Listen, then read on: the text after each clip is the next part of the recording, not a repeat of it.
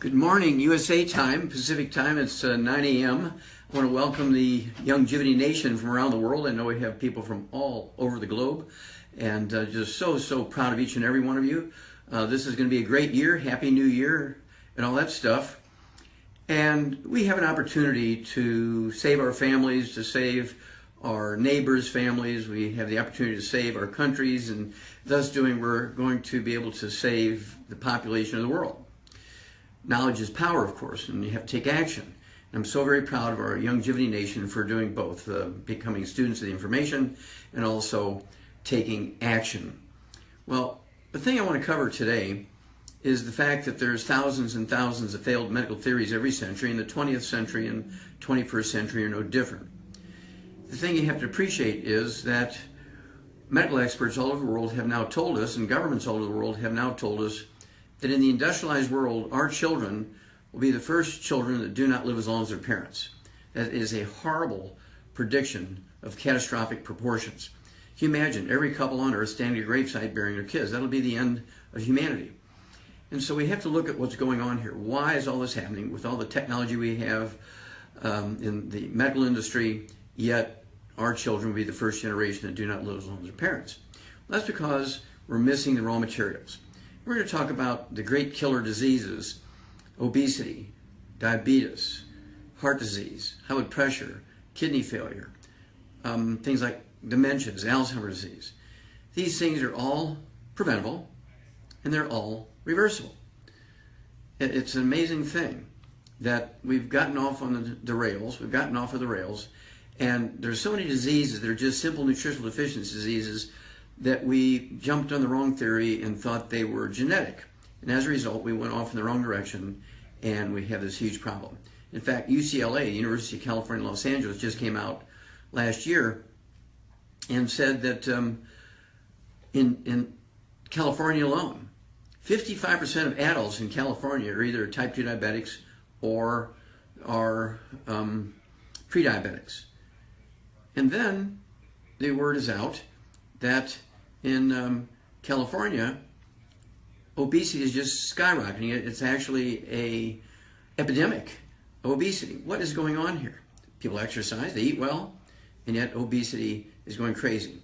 Well, our basic problem is that technology has stolen things from us. There's wonders in technology. I mean, these things are scientific miracles. All the things we're able to do through technology, electricity, the media, okay, of all kinds, social media, and all the things we can do there, but yet we're missing the basic things of life. All vertebrates, whether you're a hummingbird or a fish or a turtle or an anaconda snake, a human being, a rat, if you're a flamingo, if you're an elephant, you're a giraffe, you're a horse, a pig, a chicken, we all need the same things. We all need oxygen, we all need water, we need 90 essential nutrients, 60 minerals, 16 vitamins, 12 amino acids, 3 fatty acids. And of course, the thing that alerted me to all this was a big NIH study, National Institutes of Health study that I did. It was a 10-year study starting in 1967, the Center for the Biology of Natural Systems in St. Louis, Washington University, Shaw's Botanical Gardens, and Barnes Hospital, and the St. Louis Zoo. Over a period of 10 years, they did over 20,000 autopsies, 17,000 some change, of over 454 species of animals and 3,000 humans. 10 million chemistries with special stains, looking for pollution as the cause of or contributor to deaths from natural causes. Back in the 60s, everybody knew the Earth was going to end in 2 weeks from pollution, and so pollution was a grave concern. And I was chosen to be the pathologist on the project because in 1991, when I was 21 years old, a graduate student in pathology, I actually ran into the first mass die-off in America from pollution that was able to be diagnosed and tracked down, got it published, and gave it to people who were my mentors around the world. And when the time came, when they got a big grant to study pollution and the causes of death in zoo animals and people who lived in the cities around these big zoos, in the big cities, they said, well, there's only one guy who can be the pathologist on this program, and that's Wallach, because he wrote the first paper on a mass die-off in America from pollution. Make a long story short, what we found out was that every vertebrate, regardless of what species or family we're from, every vertebrate that has the same deficiency will get the same disease. That was a landmark finding, and as a result, the book that came out of that 1,200-page book with all that data is in the Smithsonian Institute as a national treasure. Very, very proud of those findings. Well, nobody else is really translating that into real life. And again, to make a long story short, I was able to begin translating this into real life about 1977 when I ran into the first non-human case of cystic fibrosis, a disease thought to be genetically transmitted. And this was at the Yerkes Primate Center in Emory University in Atlanta, Georgia. And did all my due diligence, found that it was actually an environmental problem because there was 24 other baby monkeys that had the cystic fibrosis, and none of them were genetically related to each other. And because of my background with this big project, the Center for Biology of Natural Systems, I knew that it had to be an environmental problem. Looked around, found the cause of cystic fibrosis. Got it all written up, ready for publication, was very excited about it. And Emory University fired me. They said, Wallach, you must be sniffing glue because everybody knows that cystic fibrosis is a genetic disease. Well, no. Why don't you challenge me like you would a PhD student and let me give you my data to back up my findings. And if I can actually answer your questions properly, we can get grants and we'll go ahead and save a lot of kids. If I can't answer your questions properly, respond properly, go ahead and fire me. And no, we'd be embarrassed to tears, and so they terminated me. And make a long story short again, went back to school, became a naturopathic physician so I could treat those kids myself. That was kind of the beginning of maybe really seriously using this information for human cultures and human populations. And again, let's start out with some of the big ones. Let's look at obesity, a worldwide problem. And obesity, the theory has been for 125 years that we are obese because we eat too much and don't exercise enough. That's been the theory for 125 years. And following that theory, the U.S., America, became the #1 obese nation in the world. We have more diets that are on TV, every kind of diet you can think of. Pre-fab diets, you just order them, they feed you every meal, they count your calories for you. You don't have to do anything except just eat and lose all this weight. But it's been a failure because if you go back to normal life, you gain all the weight back because they haven't dealt with the nutritional deficiency piece. In fact, obesity has nothing to do with lack of exercise and eating too much. In fact, obesity is caused by a nutritional deficiency of one or more nutrients out of a class of nutrients. And if there's 3 of them, if you have any one of those missing, what happens is you'll be the 300-pound, 400-pound, 600-pound person.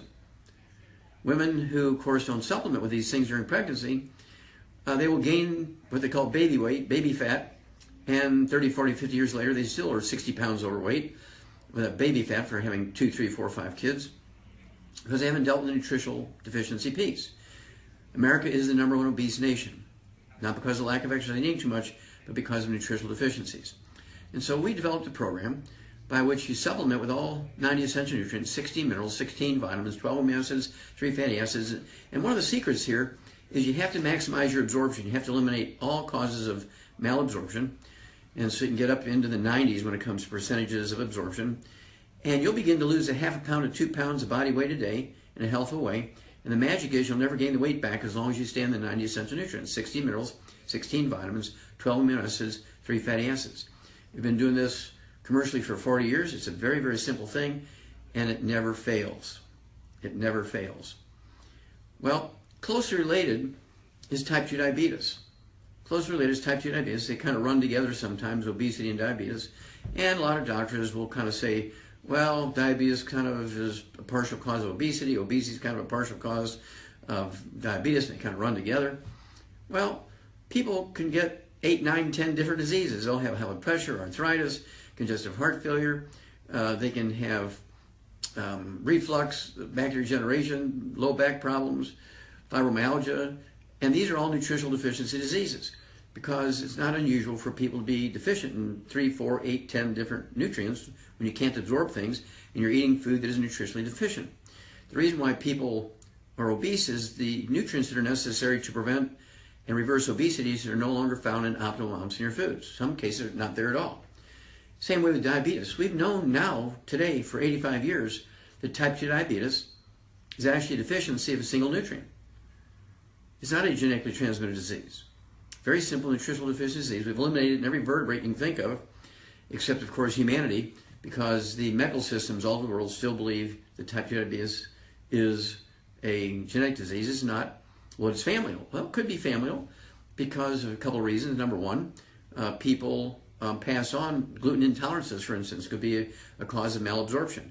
And you live in a place that has very low amounts or none of that nutrient that's necessary to prevent and reverse diabetes. So you're malabsorbing, you have extremely low amounts in your food, that's a recipe for getting type 2 diabetes. And so you can have generation after generation after generation with type 2 diabetes, and it has nothing to do with genetics. Okay, it has to do with gluten intolerance, a malabsorption problem, and lack of these nutrients, or at least reduced amount of these nutrients in the food. So you supplement with the nutrients, all 90 essential nutrients, a little bit of extra of that secret sauce for diabetes, and then you get rid of all the bad stuff: fried foods, processed meats, oils. It means olive oil, coconut oil, margarines, mayonnaise, filters, and cooking oils, and gluten. And you're going to eliminate inflammation, which makes type 2 diabetes worse.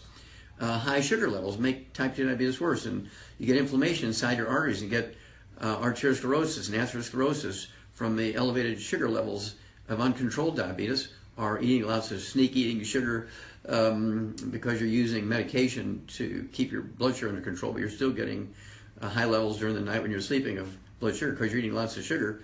Sugar is a very inflammatory thing. Will contribute to artery disease, heart disease, blindness, macular degeneration, kidney failure, and so on. And they say, oh, these are common complications of type 2 diabetes. That's true, but because that's how people eat and they don't manage themselves properly, and they don't get rid of the disease. Type 2 diabetes is a nutritional deficient disease that's easily gotten rid of, but you do have to stay on a diet that maximizes absorption. You do have to supplement with all 90 essential nutrients, because those nutrients are found in extremely varying amounts in locations. And if you live in a place where there's little or none, it doesn't matter how much you spend on food. Doesn't matter how much you spend on food, you'll find that you're not going to make any progress. You have to supplement. The same way with kids. Remember, our kids will be the first generation in the industrialized world that do not live as long as their parents. Let me tell you that if we do not supplement these kids, you will be standing at graveside burying them. I can't imagine a more horrible thing. Let's just look at Princess Leia. Carrie Fisher died of a coronary thrombosis, a blood clot in the coronary artery in an airplane, okay, at age 60.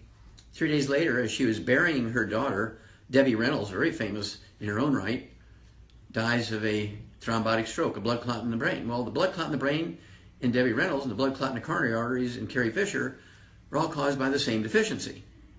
Okay? That's a deficiency disease, and it could be malabsorption, and none in the diet, or none in the diet, all kinds of things going on there. They were neighbors, they were very close, and did many, many things together, ate the same way, and I'm sure neither of them supplemented appropriately. If they did, they certainly had a bad absorption problem, and resulted in the death of both of them. And it's very typical.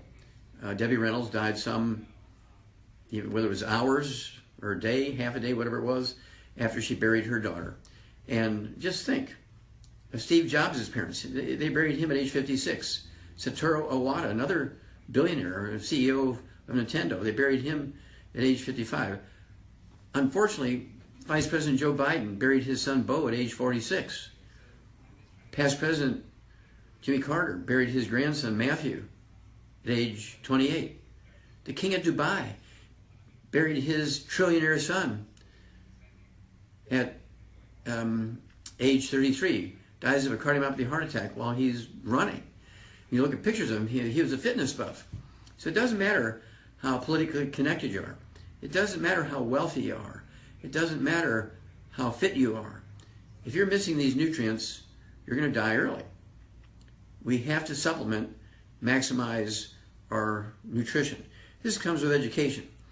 People, of course, thousands and thousands and thousands of years ago didn't know what was going on when it came to nutrition, but they knew that certain areas of the world people lived longer, and they would try to move in that direction. If they couldn't, they would move and look for places where people could live longer. Animals lived a long time, and they would pay attention to that.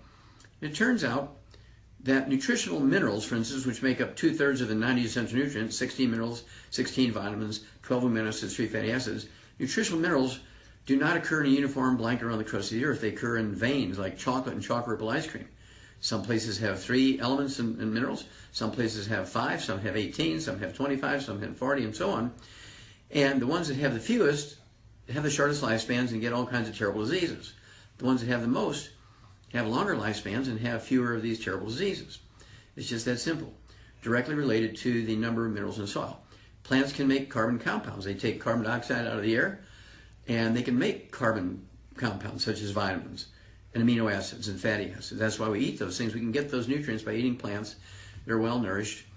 But sometimes they need these minerals out of the soil to be able to make the carbon compounds. So there's kind of an intermixing there. Well, the problem came at 3 o'clock in the afternoon, Monday, September 4th, 1882. Environmentalists and ecologists and professors of agriculture and professors of medicine and people who work for governments all over the world will blame bad farming practices for our soils being depleted of nutrients. That's certainly not true. Our soils are depleted of nutrients because of technology. How'd that work?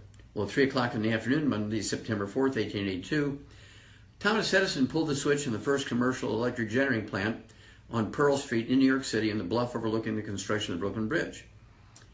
Now, that was impactful because prior to that moment, the universal fuel around the world was wood. The universal fertilizer was wood ashes that people put into their gardens. And it turns out that wood ashes are not wood ashes. 95 to 98% of what we call wood ashes, the powder that's left when you burn wood for fuel, is actually the minerals that the tree had sucked up out of the ground. You burn the wood, and the powder that's left is 95 to 98% minerals.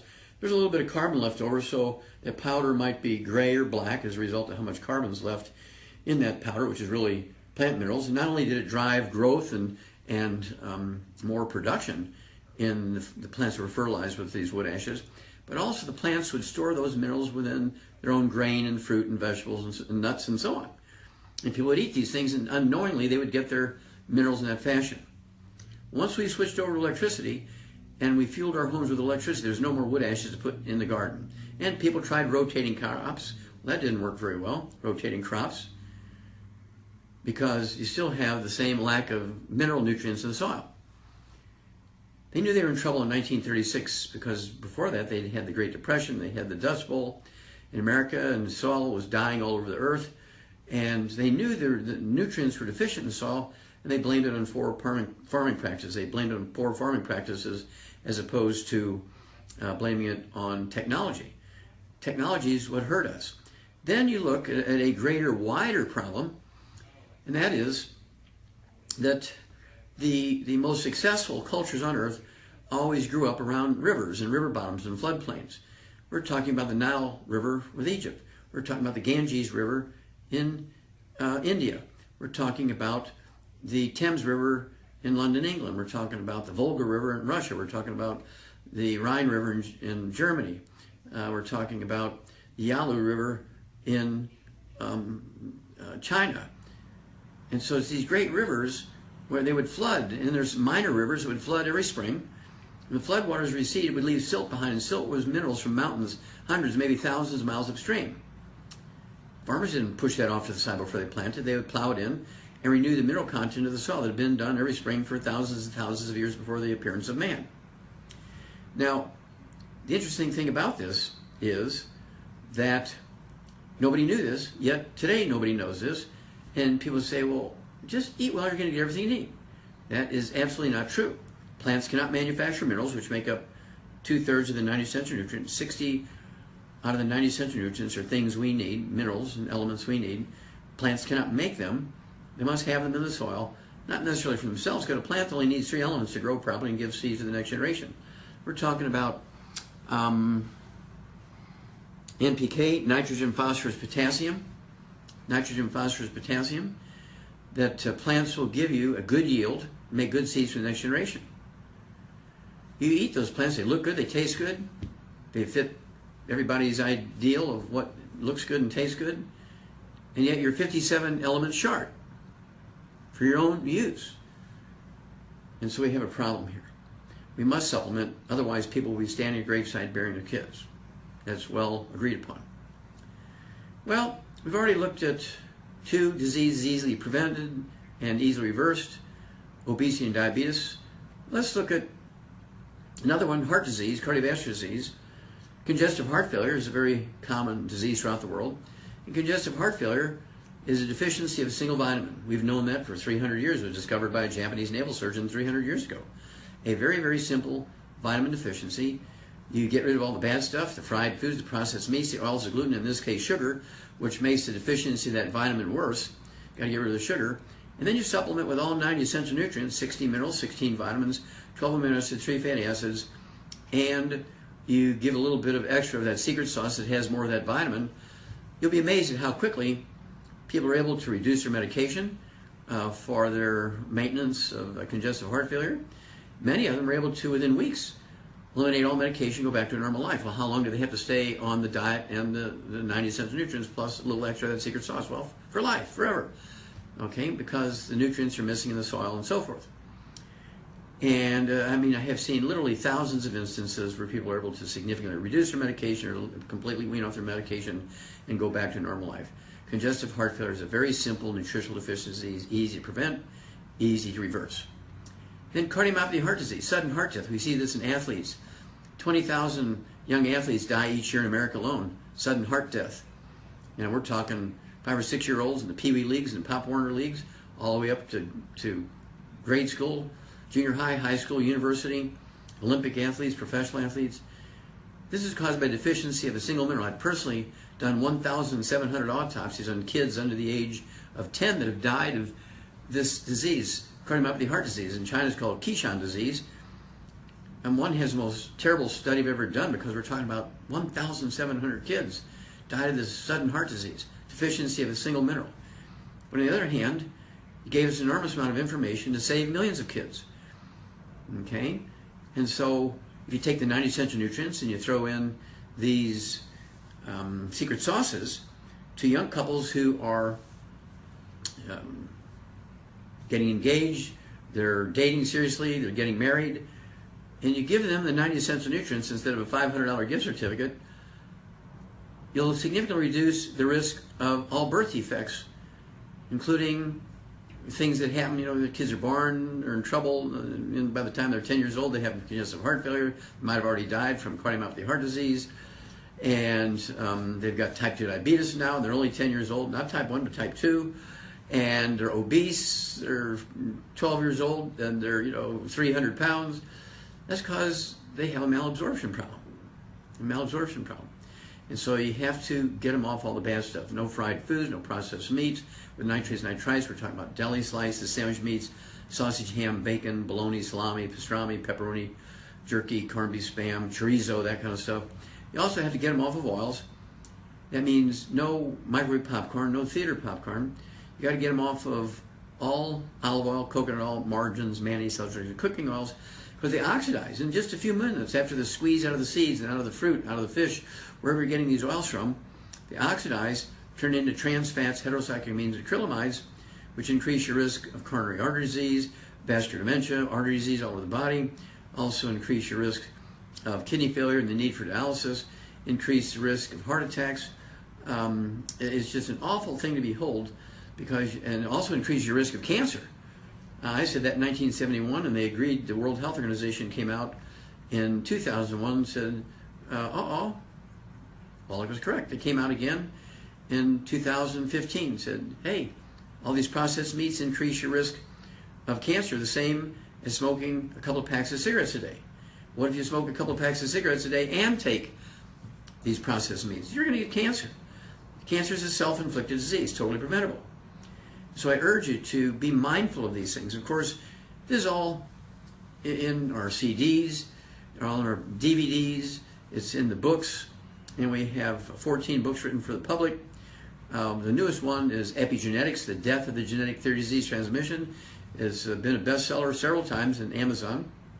Every time I get on an event like this, and literally millions of people hear the information, they run out and get the book, whether it's Epigenetics, The Death of the Genetic Theory of Disease Transmission, or if it's something like Hell's Kitchen, which talks about how to prevent and reverse obesity and type 2 diabetes, or Rare Earths and Cures, which goes into serious diseases that are caused by mineral deficiencies, and it tells the story of how electricity killed the nutritional levels in our soil because we no longer had wood ashes when we went to electricity. And really was honored to be able to figure this out and teach people why they need to supplement, why they have to supplement if they're going to save their kids, if they're going to add 25 to 50 healthy years to their own life. Equally or even more important to add 25 to 50 healthy years to the lives of their kids. Well, let's look at another series of diseases. Let's look at dementia. Let's look at Alzheimer's disease, of course. There's 5 major dementias. There's vascular dementia, caused by the same thing that causes coronary artery disease, inflammation in the arteries in your brain. It's not cholesterol that plugs your arteries. It's actually inflammation. And this is caused by, again, eating fried foods, processed meats, oils, and gluten. Got to get rid of those. And then you have to support healthy blood flow into the brain. And we're looking at vascular dementia.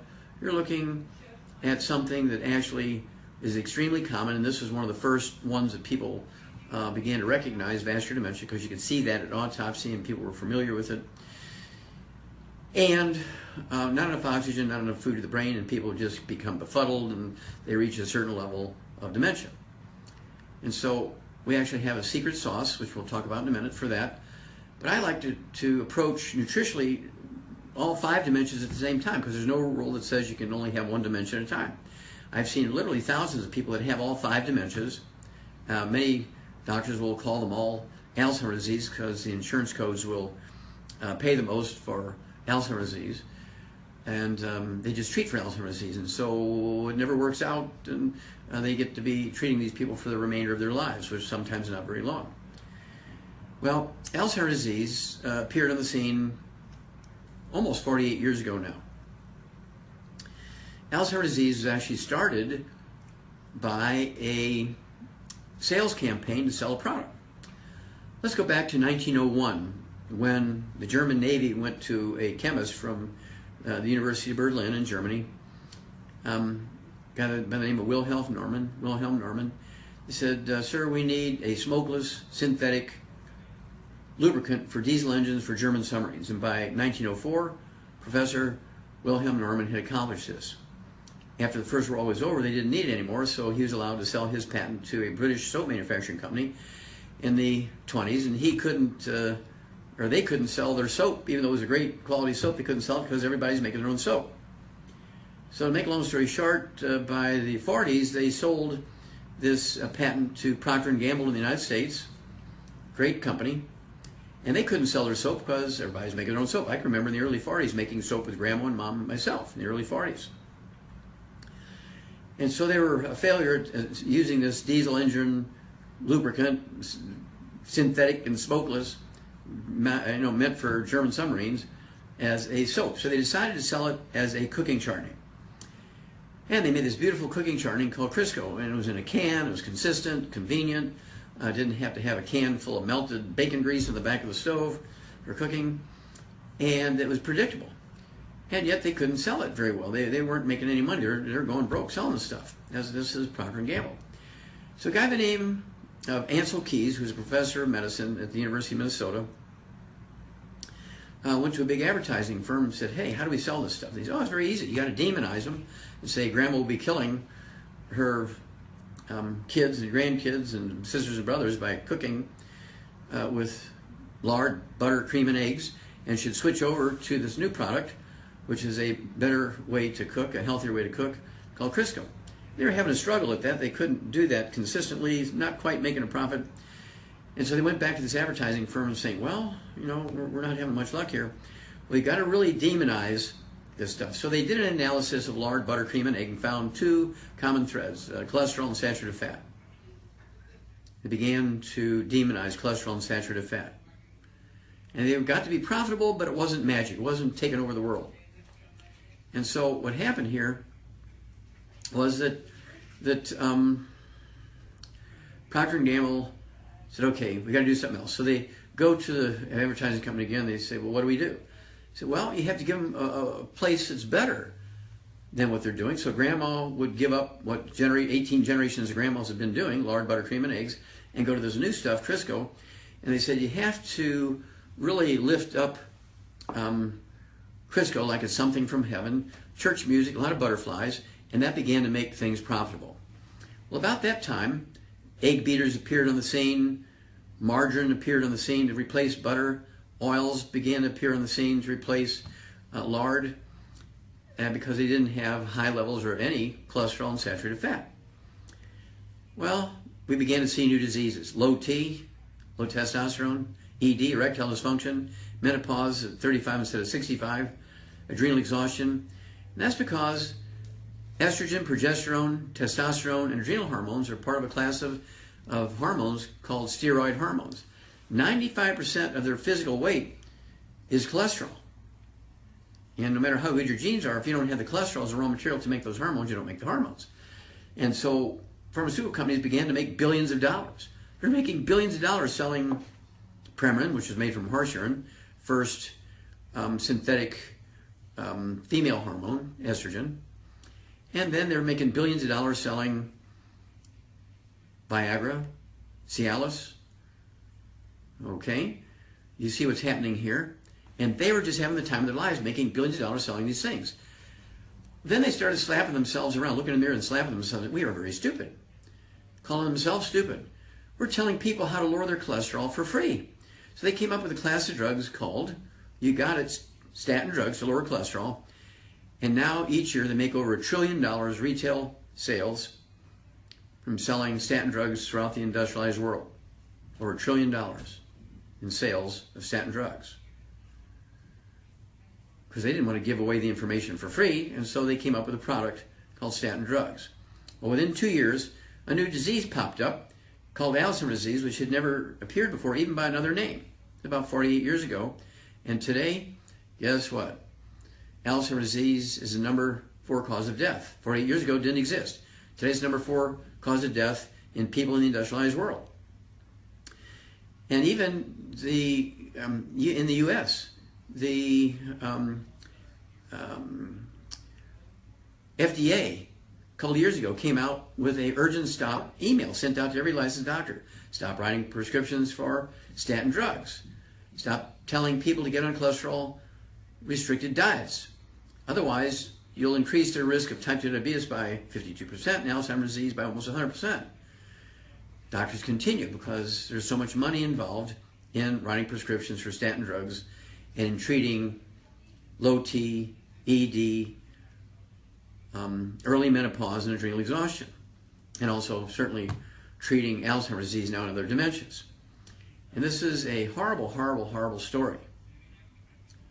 Alzheimer's disease, actual double-blind randomized studies in human beings. 5,000 people over a 10-year period. They all came from the same country, Scotland. They all were the same religion. They all ate the same diet. They all lived in the same valley. They all were the same farmers. All ate the same way. They gave 2,500 of this 5,000 a supplement. They gave the other 2,500 in that study a dummy pill. At the end of the study, just supplementing with 2 nutrients. They reduced the risk of Alzheimer's disease in the study group by 78% over the control group. If they had given all 90 essential nutrients and eliminated a few things, they would have eliminated Alzheimer's disease in the study group by 100%. It's very, very interesting. Okay? And these are the sort of things, again, you'll find in the book Epigenetics, The Death of the Genetic Theory of Disease Transmission, the book Rare Earths and Cures, the book Immortality, the book, of course, Dead Doctors Alive is legendary. And I urge you to get these things, become a student of the information, get the CDs, listen to them as you're driving around, get your families together, get family meetings once a week for 15 to 30 minutes, listen to this stuff, share the information, because it flies in the face of current medical theories. And people say, well, I have to ask my doctor about this because what you're saying doesn't make sense. And of course, the doctor usually has the social credibility and power to convince people to keep doing the pharmaceuticals rather than doing the nutrients.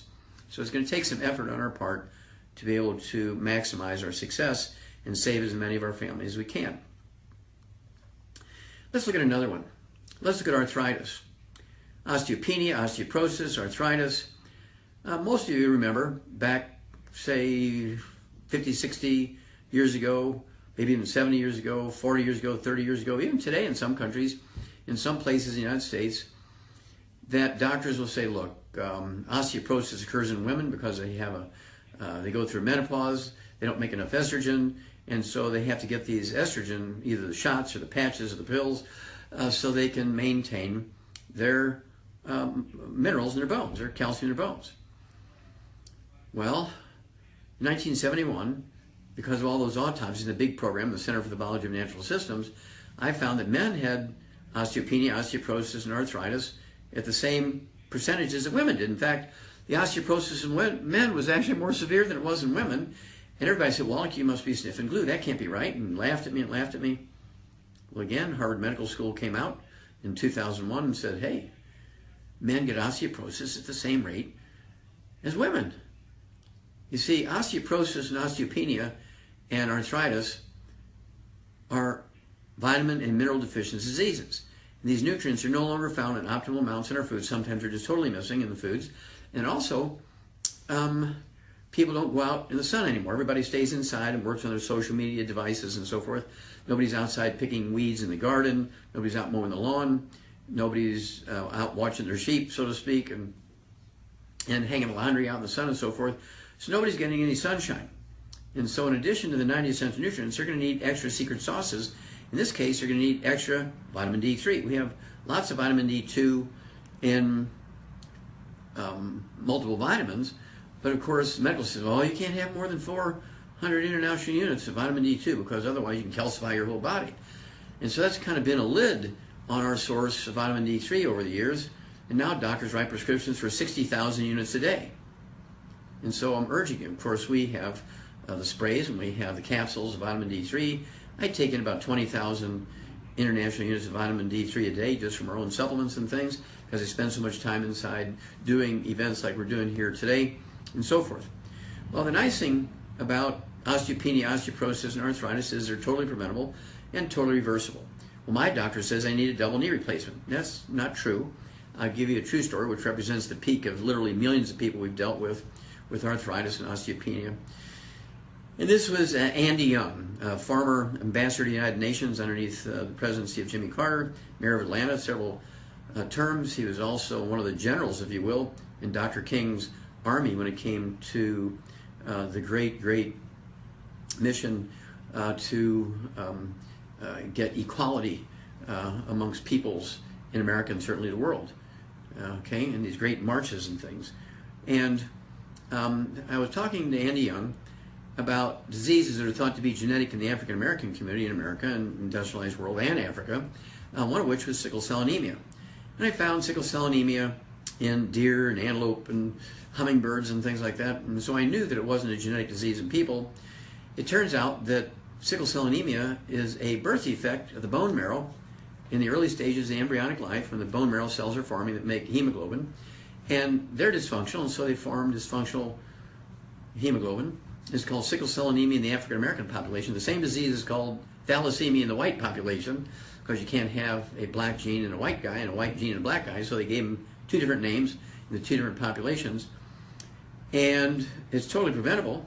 You can take an animal with sickle cell anemia, male and female, and have them have 25, 30, 40, 50 babies, and you give them the 90 essential nutrients appropriate for their body weights. You'll never have a baby born or hatched with sickle cell anemia. If it was genetic, every baby would be born, when the male and the female both have sickle cell anemia, everyone would be born with sickle cell anemia. We can totally prevent it by supplementation, particularly to the female, for say 6 months prior to pregnancy, and then there'll never be another case of sickle cell anemia or thalassemia. And I was talking to Andy Young about this, and I noticed he was limping. I said, Mr. Ambassador, with all due respect, why are you limping? He said, well, I got bone arthritis. I've had it for 20 years. I've been on, 9 painkillers over these years. 3 of them are opioids. I'm getting addicted. And Emory University said the only thing left for me, because these painkillers aren't working anymore, is double knee replacement. I said, sir, with all due respect, that's not true. Give me 90 days and I can rebuild that. And he said, no, these are the greatest surgeons on earth. And they said, I have to have the surgery. I said, well, sir, let's look at this. You're in your 70s, and if I fail you, you could always go get your surgery. If you go do the surgery, you can get infections, have to amputate your legs, or maybe die from the infections, might die from an anesthetic accident. I can't help you then. And so he delayed his surgery, was able to rebuild the cartilage in his knees, you know, be able to go out and play golf again. And so we became fast friends, and he was able to introduce me to many, many people in governments and also entertainers and sports figures and so forth who had various problems, were able to solve them, whether they were athletes, Olympic athletes, professional athletes of all kinds, and again, entertainers and very famous people in governments around the world. And so everybody, I believe, should be on the 90 essential nutrients before you get sick. And then you're going to significantly reduce the risk of getting sick. All right? You stay away from the bad things, and it will increase your ability to avoid these diseases because you're increasing your ability to absorb nutrients, you're supplementing, and any nutrients you get from your food will be value added. And this is a crazy thing, okay? Again, value added, as opposed to hoping and praying that everything you need is in your food. In animals, of course, to maximize their genetic potential for egg production, weight gain in the feedlots, milk production, longevity, having healthy babies without birth defects, we level the playing field by giving each animal their little alfalfa pellets, or canned dog food, all 90 essential nutrients, and we have tripled the lifespans of animals in the last 60 years using that system. We've eliminated 900 different diseases in animals that still plague people. Okay, and what is going on here? In humans, we only gain 6 months in longevity. In animals, we triple their lifespans. 900 species. Okay, what is going on here? Well, that's because all vertebrates require 90 essential nutrients, 16 minerals, 16 vitamins, 12 amino acids, 3 fatty acids.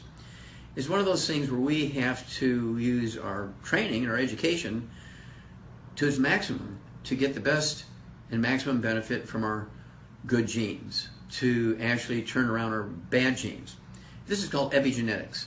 And myself and an Englishman by the name of Bruce Lipton, like Lipton tea, the two of us are considered the founders and the fathers of the science of epigenetics. And epigenetics says your genes will maximize their performance, okay, if you give them all 90 essential nutrients, 16 minerals, 16 vitamins, 12 amino acids, 3 fatty acids. If you don't give your genes the 90 essential nutrients, 16 minerals, 16 vitamins, 12 amino acids, 3 fatty acids, bad things happen. You say, how can this happen? Grandma lived to be 120 and she was a hellion, did all these terrible things, did drugs and alcohol and smoked and so forth, did terrible things in the middle of the night you can't talk about in public, and she lived to be 120.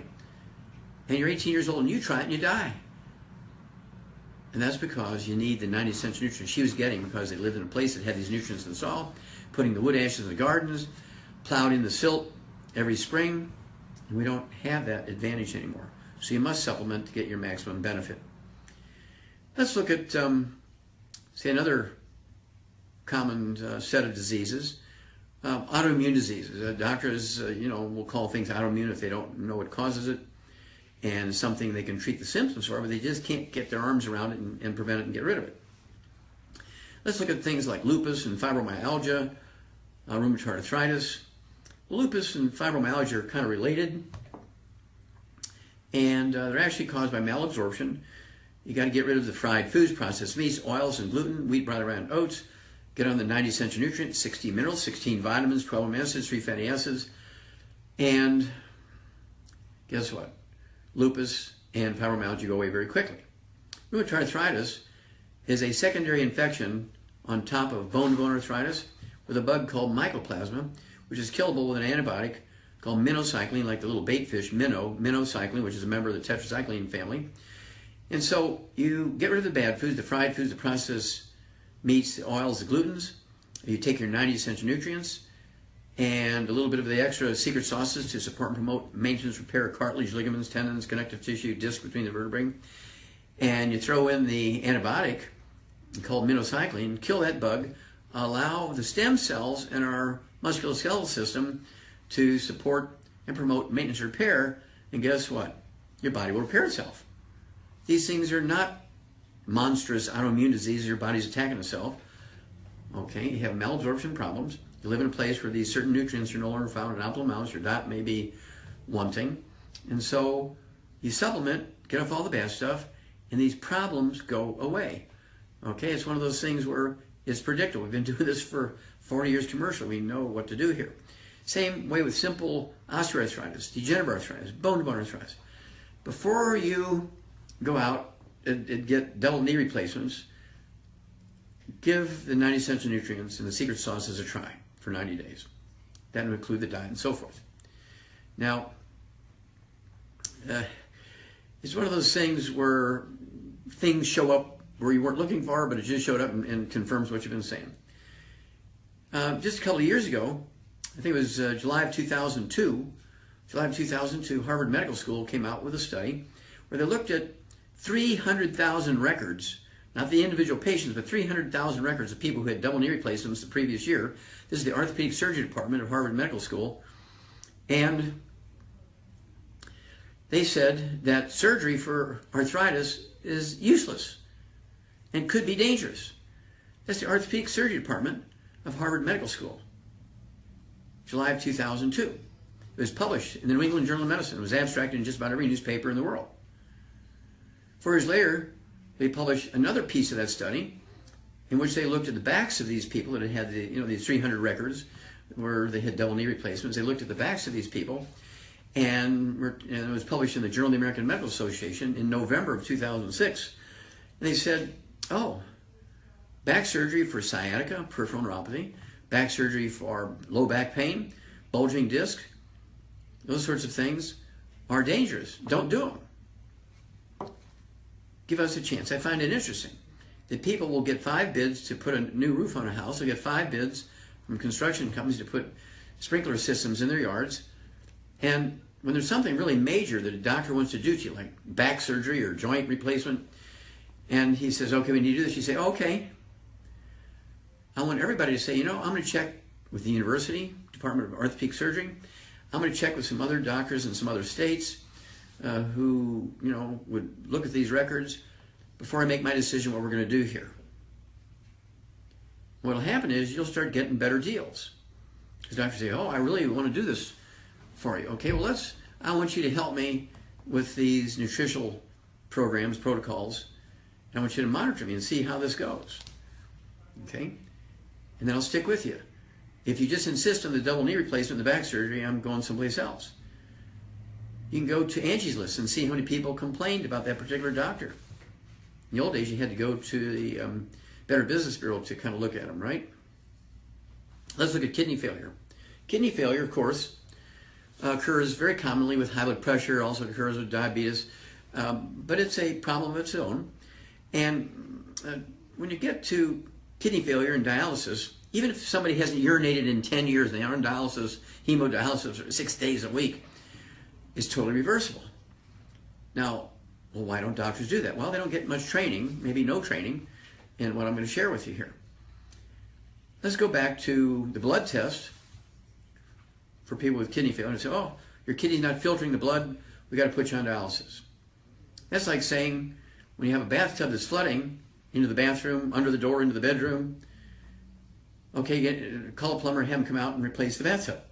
Well, that's not the right thing because it'll keep flooding. What you really need is to get one of those roto-rooter companies to come out and roto-root out the willow roots out of the drain down the line. That's where the problem is. Well, the same thing is true when you have what they call kidney failure. What will happen is the kidneys aren't filtering the urine because they can't get, the kidneys aren't filtering the blood because they can't get the dirty blood into the filtering units, which are called glomeruli. Because the little arteries, little afferent arteries that carry the dirty blood into the filtering units are plugged. So, what we do, of course, is get rid of all the bad stuff that's caused inflammation in those arteries. Remember, no fried foods, no processed meats with nitrates and nitrites, no deli slices, sandwich meat, sausage, ham, bacon, bologna, salami, pastrami, pepperoni, jerky, corned beef, spam. Then absolutely no oils, no olive oil, no coconut oil, no margarines, mayonnaise, sulfurs, and cooking oils because they oxidize, turn into trans fats, heterocyclamines, and acrylamides, cause inflammation of those little arteries. And then, of course, no gluten, no wheat, brown, rye, and oats, so you can maximize the absorption of the nutrients. And the secret sauce, of course, is given with the 90 essential nutrients, 60 minerals, 16 vitamins, 12 amino acids, 3 fatty acids. And the secret sauce here actually supports healthy blood flow through blocked arteries and also supports healthy blood pressure, all right, by supporting stem cells and your body's normal functions. Because remember, your genes, DNA, RNA, and telomeres require these 90 essential nutrients to do their job. You can have great physiology, but if you don't have these 90 essential nutrients, everything just goes into hibernation mode. So we have to give your genes, DNA, RNA, and telomeres all these 90 essential nutrients. Well, when you do that, the blood work begins to look pretty good. Suddenly now, the doctor says, I don't think we need to give you dialysis 6 days a week anymore. We can cut it back down to 4.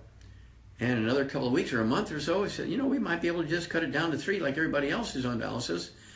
And then after another couple of months, you know, obviously you're urinating here now, and you haven't urinated in 10 years. People are excited about that. I've never seen so many people excited about urinating as people who haven't urinated in 10 years. Don't have to catheterize themselves, do all that stuff anymore. And then suddenly now, these little afferent arteries have been able to heal themselves, get the dirty blood into the filtering units, and the kidney function goes to perfectly normal. You're off of dialysis. You're adding many healthy years to your life. You're avoiding kidney transplants. On the other hand, I've seen people that have had 3 double kidney transplants. 3 kidney transplants where they had both kidneys transplanted, and then 2 years later, 2 kidneys transplanted again, 2 years later, transplanted. So I asked the patient, why did your doctor tell you? What did he tell you about having to get 3 double kidney transplants? He said, I have a genetic problem. No. Did he tell you to change your diet and supplement? Well, no, he didn't tell me to change my diet and supplement. Well, he's still getting damage to the new kidneys, and the arteries in the new kidneys, the inflammation from the fried foods, processed meats, oils, and gluten. And so you have to think about these very simple questions. Don't just accept the answer that, oh, it's a genetic problem. Don't accept that because it's not true. And so if we pay attention to these details, take the 90 essential nutrients, educate ourselves, educate our families, loan out, give away, sell the CDs, DVDs, the books. And again, I like epigenetics, rare earths and cures, immortality, Dead Doctors Don't Lie. If you need to lose weight, I'd get Hell's Kitchen and Energy Crisis. There's so many of these books. There's 14 of them. Okay, I urge you to get them all, read them, become a student of the information. And with longevity, you can actually get an income stream and legal tax breaks that you cannot get as an employee. When you're the best employee in the world, you don't get any tax breaks. You have to own your own little business. Nobody came to America to get a good job, except maybe in recent years, but in the old days when America was first starting and immigration all over the world started, people went there to be left alone. People went to these locations to have their own farms and ranches and to be independent and not an employee. Well, we need to go back to those days, and for the first 6 months to a year, as a longevity associate, your biggest income might be from your tax breaks and a return to you a significant amount of your withholdings. If you have a job and they're taking withholdings out, why would you want to give all your withholdings to the government when you get back a significant amount or all of it if you're actively working your longevity business and get legitimate tax breaks? I am so excited. I am so excited for you because of what's going on here. You know, we're publicly traded. We're in countries all over the world. We have warehouses in the Pacific area. I actually have several warehouses in the Pacific area, in New Zealand and Southeast Asia. We have a warehouse in Hong Kong. We have warehouses in Mexico. We have warehouses in the Middle East. We have warehouses in Canada. And certainly probably a dozen of them across the United States. And so we are really growing very rapidly. We need help. We pay well. We teach you how to run your business for nothing, okay? And we show you how to maximize your tax breaks so you can maintain and keep as much of your money as you can legally, okay? This is all legal. We don't want to take away the tax breaks of billionaires. We want to get the tax breaks of billionaires. If you take away the tax breaks of billionaires, you can't get them because they're not available to anybody. And of course, you want to get your families involved. You want them to know what you're doing, because if you spend 5, 10, 15, 20, 30 years working in your longevity business, and then you want to retire, you die, you will your longevity business to your favorite grandson, your brother, your sister, your child, whoever it might be, It's a willable asset. Your job is not a willable asset. Your longevity business is a willable asset. And you will find that you can, in fact, pass this on down into your family for generation after generation after generation. You can't will your job for generation after generation after generation, but you can will your longevity business. And again, for the first 6 months to a year, your biggest asset in your longevity business is going to be your tax breaks as you're building up your cash flow. And so I want people to remind you, well, you can actually make a business plan. And in your business plan, say that your longevity business is going to pay for your monthly premiums for your health care, your monthly premiums for your life insurance, your monthly fitness center fees, because you want to be fit as a longevity associate. You can get your longevity business to pay for your requirements to be able to get a check from longevity as an associate. Okay, there are certain financial requirements you have to have, and in your business plan, which you put in the company file, you get a separate checking account. Don't mix and match your personal business, your personal income with your business income. You need a separate checking account. You need a separate credit card, and also a separate debit card. And so every month, you get a statement from your debit card company, your credit card company, your checking account from your bank, your savings account from the bank. You don't need a bookkeeper because you've already done your bookkeeping by having the separate accounts. That's how wonderful owning your own business is. Now we're going to call this to an end here. And I just want to again thank everybody who's been on this call to take this information out to their groups and associates and introduce it to new people. I want everybody to understand that we love you. We are Longevity Nation, and we're all working as hard as we can. We're going to do more and more and more of these types of events where people all over the world can get on and share the information. I cannot thank you enough for all the wonderful things you've done. I cannot thank you enough in advance for all the wonderful things I know you're going to do. Happy New Year to each and every one of you. God bless you. Godspeed.